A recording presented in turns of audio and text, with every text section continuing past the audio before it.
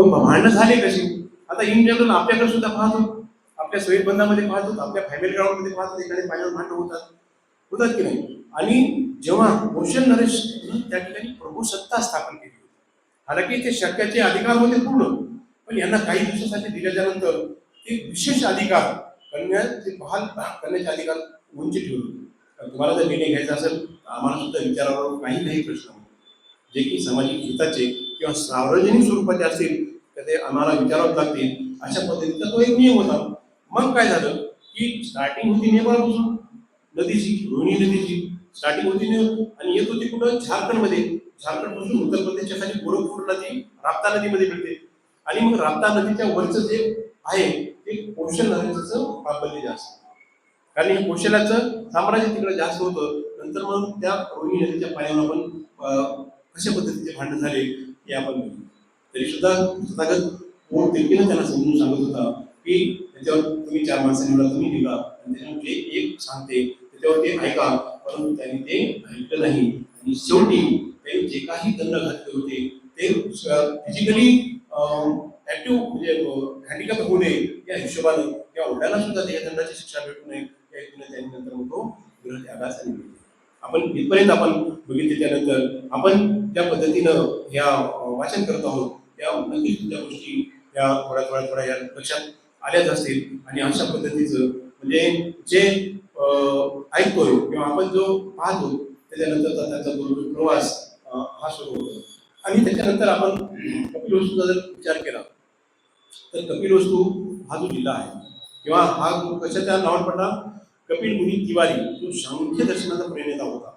सांख्य दर्शन म्हणजे प्रत्यक्ष प्रमाण अनुमान आणि जे हे असेल अप्रत्यक्ष आणि प्रत्यक्ष याचं दिसत आता लाईट आहे त्याच्यामध्ये लाईट दिसत नाही पण तिचं प्रकाशन आपण अनुमान काढू शकतो म्हणजे आहे प्रत्यक्ष प्रमाण. आणि अनुमान म्हणजे समजा ढग आले किंवा कुठेतरी पाऊस पडतो आणि वास येतो या पद्धतीचं अनुमान प्रमाण म्हणजे सत्याला काहीतरी पुरावा असला पाहिजे तो सत्याचा प्रणेता म्हणजे तो कपिल. आणि त्या कपिलहूनच त्या कपिलवस्तूचं हे नाव पडलं होतं जे की सध्या नेपाळमध्ये आहे.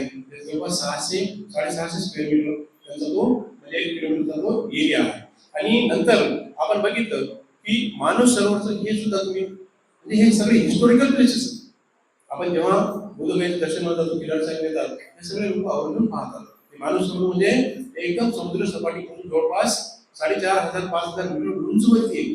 एवढ्या उंचवरती आहे आणि तिथं असं छोटासा सुंदर असा तलाव, सुंदर असा बगीचा आहे आणि तिथं जायला रस्ता हा तिब्बत आणि उत्तराखंड पासून जवळपास 100 ते 150 किलोमीटरचं ते अंतर आहे. मला वाटतं आता विमानाचं किंवा हायवेचं सुद्धा झाला असेल त्या ठिकाणी. आणि अशा पद्धतीचं हे तिथं गेल्याच्या नंतर आपण जे आता सुमेध नावाचं ज्या दिवशी म्हणजे आपण ऐकलं आपण सुमेध नावाचं बोधिसत्वानं गर्भाशयामध्ये पदार्पण केलं म्हणजे काय होते समजदार बुद्धिमान चांगले विचार असणारा इंटेलिजंट जे तत्व असेल बिंदू असेल ते बिंदूनं त्या गर्भाशयामध्ये प्रवेश केला आणि अशा पद्धतीने ती त्याच दिवशी म्हणजे आपल्या अशा कोणी गर्भधारणा झाली असा तो उल्लेख आहे. आणि नंतर डिलिव्हरीचा जो प्रसंग येतो शाल वृक्ष म्हणजे काय जवळपास 80 ते 100 फूट उंचीचा तो वृक्ष असतो.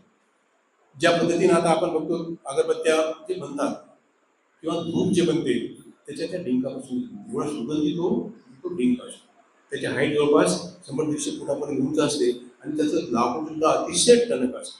जे की आपण रेल्वेच्या खाली जे ट्रॅक पाहतात तुम्ही ते शिलपाटा याला म्हणू आपण ते त्या लाकडापासून बनत असते. आणि ज्या पद्धतीने आपल्या इकडे समजा एखादी फुल टर्म बेबी असेल बाळ तर पूर्ण झाले दिवस पूर्ण भरले बेबीने मनामध्ये फक्त इच्छा झाली म्हणून त्याने उतरतात आणि सभागती ती हवेच्या प्रवाहाने ती फांदी हातात येते फांदीच्या झटक्यानं ते प्रसव वेदना ह्या सुरू होतात. जसं एखाद्या ॲम्ब्युलन्समध्ये सुद्धा रेफर करताना पेशंट डिलिव्हर होतात. रेल्वे मुद्दा सुद्धा बघितले आपण हिस्ट्रीमध्ये बघितले आणि असं करता करता सुद्धा आपण डिलिव्हरी झालेले बघितलेले आहे. ही कोणती नॅचरल थिंग आहे. म्हणजे सांगायचं तात्पर्य असं की उद्या तुम्हाला म्हणू नये की हा सुद्धा ईश्वरवाद आहे. ही मानव निर्मित बुद्ध धर्म मानवाने निर्मित केली मानवाच्या कल्याणासाठी निर्मित केलेली हा बुद्ध धर्म म्हणजे ही गोष्ट लक्षात यावी या म्हणून तुम्हाला ह्या गोष्टीचं मी सांगतोय. तर त्याच्यानंतर तुम्ही अशीच मुली सुद्धा ऐकलंय जे की यमुनेच्या काठावरती राहत होता. गंगेमध्ये ते केवळ स्नान यायचा आणि तो तिथं त्या ठिकाणी पूजा अर्चा एक करत होता अशा पद्धतीचा तो जो आहे त्याच्या ज्या जे माहिती आहे त्या पद्धतीचा तो कार्यकाल आहे. आणि त्याच्यानंतर एक अत्यंत महत्वाची जी गोष्ट मी तुम्हाला या ठिकाणी सांगणार आहे की नंतर सिद्धार्थाचं बालपण नावावर आपण फोकस टाकणार आहोत. सिद्धार्थाचे पाय पाडण्यात दिसतात या पद्धतीचे आपण सायन्स क्षेत्र त्या ठिकाणी बघितले. शेवटचे एक 5 मिनिटांमध्ये आपलं संपलं. तर त्यांचे जे प्रथम गुरु होते किती म्हणजे प्रथम 8 गुरु. आता हे स्वप्न पडलं होतं. स्वप्न पडल्याच्या नंतर त्या स्वप्नाचं विश्लेषण करण्यासाठी त्यांनी 8 ब्राह्मणांना त्या ठिकाणी बोलवलं. त्याच्यामध्ये राम, लक्ष्मण, ध्वज, मंत्री, यज्ञ, सुयम, सुयोध आणि सुदत्त नावाचे हे जे होते यांना पाचारण केलं होतं. हे की अत्यंत तज्ञ होते. आणि या ठिकाणी मी अजून तुम्हाला एक आवडून या ठिकाणी गोष्ट सांगेल जे की आपल्या धर्मामध्ये त्या गोष्टीला फारच आणि फारच महत्व आहे. आता याच्यामध्ये जर आपण बघितलं किंवा याचा जर दृष्टिपात आपण जर पाहिला तर आपल्याला असेल की दानाचे बघा 3 प्रकार असतात. एक कोणतं आमिष दान. आमिष दानामध्ये काय ते आपण जे मदत करतो किंवा जे पैसा देतो कोणत्या गोष्टीला त्या गोष्टीला आमिष दान असं म्हणतात. दुसरी गोष्ट अभयदान. अभयदान कोणाला होत असते ज्याला समजा एखादं जीवातून वाचवायला त्याला एक अभय देणे ते दानातून. आणि धम्मदान म्हणजे काय की धम्मदानाची या ठिकाणी मी तुम्हाला एक स्टोरी सांगेल आणि तुमच्या लक्षात येईल की धम्मदान म्हणजे तथागतांनी जे काही ह्या गोष्टी सांगितलेल्या आहेत या गोष्टी श्रवण करणे किंवा ह्या म्हणजे सांगणे या गोष्टीला धम्मदान असं म्हणत असतात. आणि बघा या ठिकाणी जेव्हा स्वप्न विद्येत प्रवीण अशा 8 ब्राह्मणांना आमंत्रित केले ते 8 ब्राह्मण आपण बघितले. आणि त्या ब्राह्मणाच्या स्वागतासाठी तेव्हा राजाने काय केलं होतं पुष्पवृष्टी केली होती. त्यासाठी म्हणजे पूर्ण उच्चासन मांडली होती. आणि शुद्धजनाने त्या ब्राह्मणाची दानपत्रे सोन्या चांदीने तूप मधुर शर्करा दुधात शिजवलेली आणि अशा प्रतीची उच्च प्रतीची त्यांना ते भोजन प्रदान केलं. आणि सगळे ते ताम्र त्यांना गायी सुद्धा प्रेझेंट दिल्या. आणि ते प्रेझेंट दिल्याच्या नंतर जेव्हा ते ब्राह्मण संतुष्ट झाल्याच्या नंतर ते राजा त्यांना विचारतात की तुमची प्रॉब्लेम काय. राजा तेव्हा त्यांना विचारतात की प्रॉब्लेम काय. आणि आपल्या समाजाची सुद्धा हीच प्रथा आहे. आज पहिल्यांदा 8 दिवसामध्ये या ठिकाणी धम्मदान किंवा हे जे प्रोसेसिंग सुरू आहे वाटण्याचे इट इज अ ग्रेट. त्याच्यासाठी एकदा पूर्ण सगळ्यांनी साधू साधू साधू द्या. आणि उबारे साहेबांनी उबारे साहेबांनी आणि कांबळे साहेबांनी सुद्धा पेढे आणि भूषणचं प्रमोशन.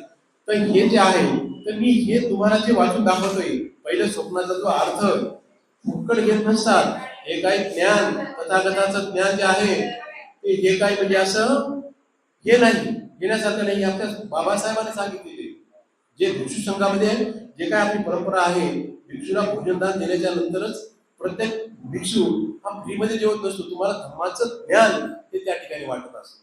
ते सगळ्यात श्रेष्ठ दान असतं. म्हणजे आपण जेव्हा या ठिकाणी येतो आता बघा आता आपले काय काय समस्या आता आपण एवढ्या मोठ्या महान ग्रंथाचे आपण या ठिकाणी विवेचन करत आहोत. पण आपल्या समस्या किती आहेत उबारे साहेबांना आणि आम्हाला माहिती होतं की कशा पद्धतीचं आपला हा कार्यक्रम सुरू असतो. परंतु या ठिकाणी दान स्वरूपात आपल्याला रुपया हो 8 आणे हो 4 आणे हो 12 आणे हो काय जे असेल ज्या पद्धतीनं आज तुम्ही हे करता ते खूप महान पुण्याचं काम. त्याच्यामुळे आपण हे पुण्य आपण हे पुण्याचे पायी झाले पाहिजे. आणि हे जे आपण धम्मदान स्वीकारत आहोत हे जे धम्मदान आपण स्वीकार करत आहोत त्याचे खरे आपण ते हकदार असतो. ही मी सांगत नाही डॉक्टर बाबासाहेब आंबेडकरांची वाणी तथागत गौतम बुद्धाची वाणी. त्याच्यामुळं एकटे उबारे साहेबांवरती ताण न देता आपण काही ना काही या ठिकाणी जे मी गर्भधारणा झाल्याच्या नंतर 8 ब्राह्मणाचं जे उदाहरण तुम्हाला बाबासाहेबांनी सांगितलंय त्या ब्राह्मणाचा तुम्हाला हे अर्थ सांगतो. त्यांनी अगोदर त्यांना वेलकम केल्याच्या नंतर दुधात शिजवलेले उत्तम प्रतीचे तांदूळाचा भात त्यांना दिला. त्याच्यानंतर तेवढंच दिलं नाही तर वज्र प्रावरे दिले ताम्रवर्णाचे त्यांना गायी दिल्या. गायी पर्सेंट दिल्याच्या नंतर विचारले की बाई तुम्ही संतुष्ट झाले का. ते जेव्हा त्याचे सोने नाणे चांदीने संतुष्ट झाल्याच्या नंतर त्यांना विचारतात त्या स्वप्नाचा अर्थ आणि नंतर सांगण्याच्या नंतर ते गुरुजीचं ते हे करतात. तर ही जी प्रथा आहे ही आपल्या समाजाची आपल्या धार्मिक प्रथा आहे. त्याच्यामुळं धम्मदान जे आहे विहारात आपल्याला काय जे इच्छा असेल 4 आणि 8 आणि 12 तुमची इच्छा असेल ते तो आपण माईचा प्रॉब्लेम आहे किंवा लाईटची इश्यू असेल साऊंडची इश्यू असेल आपल्याला सायंटिक ते करता येतील या क्षणी मी आपण जे शांततेपणे जे मूळ होतं बॅकग्राऊंड थोडंफार तरी आपल्या लक्षात आलं असेल. माझ्या जे अल्पज्ञानानं मी या ठिकाणी सांगण्याचा प्रयत्न करतो. तर आपल्याला पूर्ण प्राचीन बौद्ध माहीत आहे, परंतु आधुनिक पद्धतीने कशा पद्धतीने असेल, रोहिणी नदी कुठून कुठपर्यंत आली असेल आणि भांडणं कशी झाली असतील, म्हणजे हे जे भांडणं ते आहे ते मामा भाषेच्यामध्येच आहे. म्हणजे तिकडे जोडी इकडे जोडी, तर कार्यक्रम कोणता झाला रोहिणी नदी ही सिंपल केली. म्हणजे ती काही देवी शक्ती नाही किंवा एखादा देव उत्पन्न झाला किंवा अंधश्रद्धा अशा कोणत्याही गोष्टी उत्पन्न होऊ नयेत. ह्या जो धर्म पवित्र दिला आहे हा फक्त केवळ आणि केवळ मानव निर्मित आहे. एवढंच आपण या ठिकाणी लक्षात ठेवायला. या ठिकाणी आपला टाइम संपलेला आहे. टाइम कधी संपून उचलला आहे त्या गोष्टीचं भानच राहत नाही, कारण एवढं आदर्शावर सांगावं असं वाटतंय. परंतु टाइम खूप आपला शत्रू आहे. परत आपल्याला भरपूर 3 महिन्याचा वेळ आहे. नक्कीच आपण अशा संख्येने या आणि आमचं मनोबल वाढवसाल अशी या ठिकाणी इच्छा व्यक्त करून या ठिकाणी आपण थांबूयात. सर्वांनी हात जोडायचे.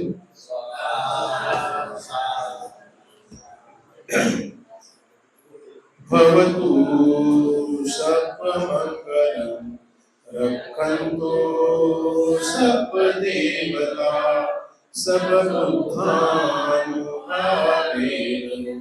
सदा शक्ति भवन्तु ते.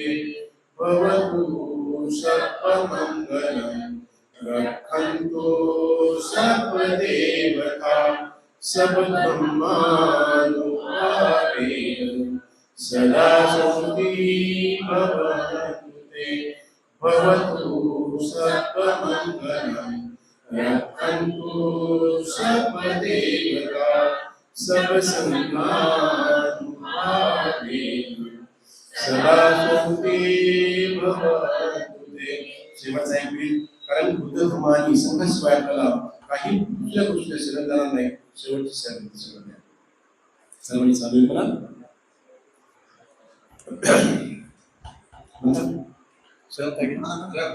बरं सामोर नत्थि मे शरणराय्यं बुद्धो मे शरणगमनं एतेन सच्चवचेन होतु मे जयमङ्गलं. नत्थि मे शरणराय्यं धम्मो मे शरणगमनं एतेन सच्चवचेन होतु मे जयमङ्गलं. नत्थि मे शरणराय्यं संघो मे शरणगमनं एतेन सच्चवचेन होतु मे जयमङ्गलं. साधु साधु साधु. बुद्धं नमामि धम्मं नमामि संघं नमामि. डॉक्टर बाबासाहेब आंबेडकरांचा तथागत बुद्धांचा सर्वांचे धन्यवाद. संख्या वाढवा विनंती.